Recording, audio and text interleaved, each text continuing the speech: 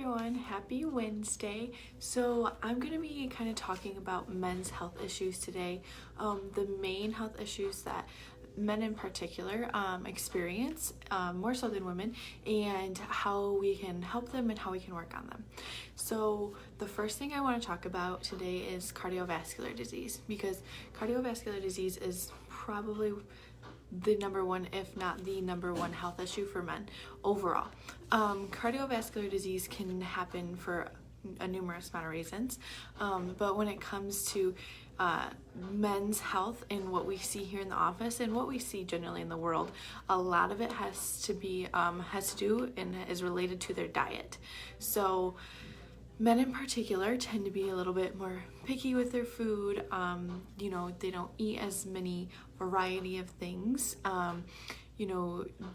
especially men who are like in labor intensive jobs, easy quick lunches, on the go things. If you're at a desk or a corporate job, all these corporate lunches and corporate fed meals are not the greatest for us either. So what we want to focus on, the first thing we want to focus on with cardiovascular health is your diet. So there are also a lot of misinformative things out there when it comes to cardiovascular disease, diet, and what you should and shouldn't be doing, heart health, respiratory problems, all of that. So a lot of the times what we'll see for recommendations when it comes to cardiovascular health is an increase in grains, which are carbohydrates, and a decrease in salt, which I'll go into a little bit more detail about that. But so when we increase our grains, essentially we're increasing inflammation. So whether that's a wheat product or a gluten-free or a wheat-free product, any sort of grains, wheat, rye, oats, rice, quinoa, all of that, essentially they're going to be increasing your inflammation overall. And as we know, inflammation is the root cause of disease. So what we should be doing is reducing inflammation overall to be fighting that disease and preventing disease. So what you want to do is actually reduce your overall intake of your grains, refined carbohydrates, and increase your intake of good vegetables, good protein, and essential fatty acids, or good fats, I should say. When it comes to heart and cardiovascular health, I know many of us went through the fad of fat is bad, fat is bad, fat is bad, but in fact, good fat is great for you and you're actually needed to function properly. It is essential for your body to work the way that it needs to work. Essential fatty acids are called essential because our body cannot make them on its own. We have to consume them within our diet. So that means eating good fats like avocados, oils, eggs, animal byproducts, meats and such. Those are all going to contain your good fats, which are very crucial for good cardiovascular, good heart health. Our bad fats, like our refined oils, our processed foods, junk foods, things like that, fried foods, restaurant food, all of that is going to contain bad fat, which can in fact contribute to cardiovascular disease and heart issues.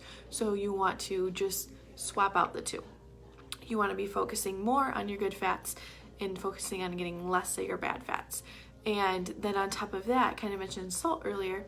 So salt gets a bad rep because table salt, so white salt, iodized salt, is in fact not good for you, not good for your body, not good for your heart at all. It is bleached. It is all the nutrients are stripped from it, and then they add chemicalized nutrients to it. So iodized salt has iodine in it, but it is not pure real iodine. So what that can do is that can look like a foreign invader to the body. It doesn't like it. It doesn't respond well. That's where we can see spikes in blood pressure, clogged arteries, that sort of thing from those kinds of added salts. So again, you're going to experience running into those the most when you get more processed food. That's your bad sodium there. When you're out at restaurants, they're going to be adding lots of that into your food. When you're buying frozen products, a lot of times they're preserved with very, very high amounts of salt. So you want to work on reducing and avoiding the salt intake from those areas to help improve your cardiovascular health. What you need to replace that with is actually good salt. So that's going to come from Celtic sea salt, pink Himalayan salt. Those salts are very, very important because they're not just salt, they're literally minerals. So you want to, hi John, you want to make sure you're getting the good salt because we're not getting as many minerals as we need to be from our other foods. So Celtic sea salt has one of the higher mineral contents, and that's what I always recommend. So that's like a grayish hue. Pink Himalayan salt's obviously pink. Real salt is not white, it has a color to it. So if you go to the store, because I know Morton has done this, they claim to have a sea salt, and it's actually like pure white. It may be sea salt, but they've probably more than likely bleached it. So they're gonna try to trick you into buying their product because, you know, everyone's trending with the salt thing. So just make sure you're really looking into depth and checking out, okay, is this bleached? If it's white, it's bleached. Is there anything added to it, any chemicals, anything like that? Pure salt should just be the salt on the ingredients. Okay, awesome. So cardiovascular health is a big issue for men. What we want to do to work on that is eating more good fats and getting good salt in and avoiding the opposite of those. All right, then we'll talk about aches and pains for men. So a lot of times we'll have men come in and they are having aches and pains in different places.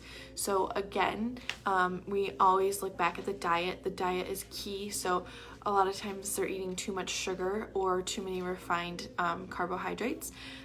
So you want to look at reducing that overall. Reducing your sugar is super important. And then also we want to look at, okay, if you're actually doing a physically demanding job, you might naturally just get these aches and pains. So looking at what you can do to improve those overall is really important. So things like using magnesium oil is going to help replenish the minerals that you are depleting throughout the day when you're expending energy and you're moving your muscles and you're going. So that's a good option. We also have a product called BioFreeze, which is like a natural icy hot. So there's chemicals in icy hot. So prefer that you avoid that type of topical aid, but BioFreeze is going to be a clean source of a muscle reliever, pain reliever, aches, all of that. So you want to make sure that you're giving your body some things back after you're depleting them. Staying hydrated is going to be so important too.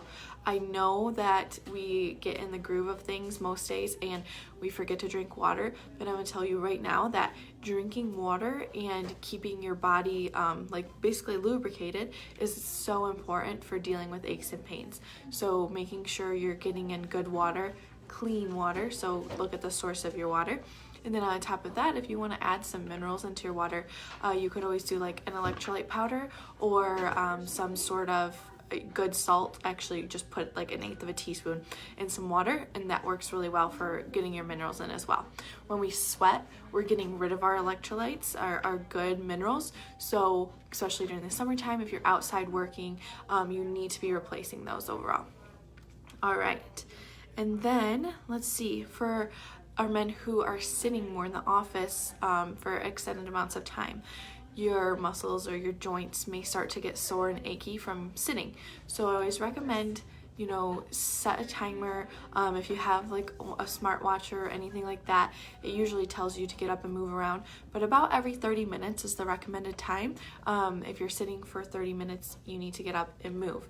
Then you can go back down and sit. You need to get up and move. And I would recommend moving for at least 2 to 3 minutes. You know, if you can do more, do more. But you want to get your blood flowing again. You want to get things moving, because if you don't use it, you basically lose it. So again, keeping hydrated even at a more sedentary job is going to be really, really important as well. So keeping track of your water, getting good movement in, and then also you could use magnesium oil again for aches and pains when you're sitting at a desk job too. All right, then we can talk about especially now in the summertime when we're looking at more labor intensive jobs, and you're outside and you're in the sun and you're soaking up the sun, a lot of times that can lead to things like different skin diseases, cancers, that sort of thing.